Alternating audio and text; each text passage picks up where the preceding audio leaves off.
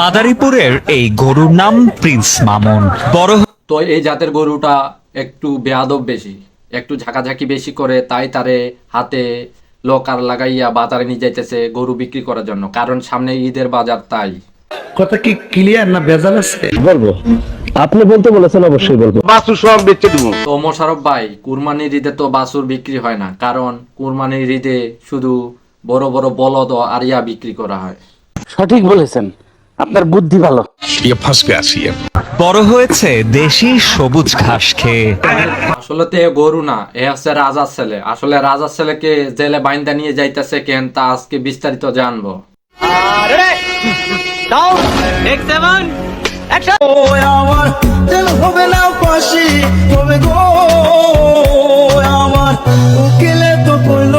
Prince Mamun নাকি লায়লা ম্যাডামকে পিছন মারতে গেছিল, এই জন্য তাকে জেলে নিয়ে যাইতেছে। কারণ লায়লা ম্যাডাম তার ছেলেকে ভালো করে পালতেছিল, তাই প্রিন্স মামুন তাকে পিছন মারতে যাওয়ার কারণেই তাকে মামলা দেওয়া হয়েছে, এই জন্য তাকে এখন জেলে নিয়ে আনা হচ্ছে। আমি বিশ্বাস করি না, আমি বিশ্বাস করি না। ধর্ষণের অভিযোগে টিকটকার আব্দুল্লাহ আল মামুন উর্ফে প্রিন্স মামুনকে গ্রেফতার করা হয়েছে। আসলে অনেক উন্নতি হয়েছে এবার পুলিশদের জন্য, কারণ এতদিন হাতে মা ছেলের অনেক নাটক দেখতেছিলাম, তাই এর থেকে মুক্তি দিয়েছে বাংলাদেশ পুলিশ। তোর দিলে মায়া আছে দেখছি। কইও কইও কইও রে ব্রহ্ম কৃষ্ণ রে বুঝাইয়া।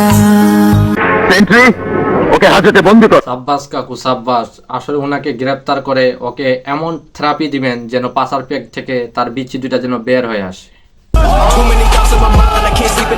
আমার সঙ্গে ফাজলামি করবে না। 4 বছর আমার সাথে যে সম্পর্কটাকে সে জড়িত ছিল, সেই সম্পর্কটা টোটালি অস্বীকার করে সে আমাকে যত রকম ভাবে হেয় প্রতিপন্ন করা যায় এবং যতভাবে নিজ প্রমাণিত করা যায় সেটাই সে শেষ মুহূর্তে করলো। তো প্রিন্স মামুন শুধু একটা কথাই এখন ভাবতাছে, বাইরে এলো রে, তোর মারুম টাইম লে, মারুম তোরে অনেক টাইম লে। শুধু একবার বের হই। এবার লায়লা ম্যাডামের এমন ভস্কাবে তার পিছন দিক দিয়ে লাল সুতা বের হয়ে যাবে। এই যে মামুন আজকে মেরে আমার চেহারা কি বানাই দিছে। এই পিটানি তো কম হয়ে গেছে, এবার এমন মার মারবে এবার তোমার পিছন দিয়ে লাল সুতা বের হয়ে যাবে। কারণ তুমি এবার তার গায়ে না, তার ব্র্যান্ডে আঘাত করছো। উঠালে রে দেবা, উঠালে রে বাবা।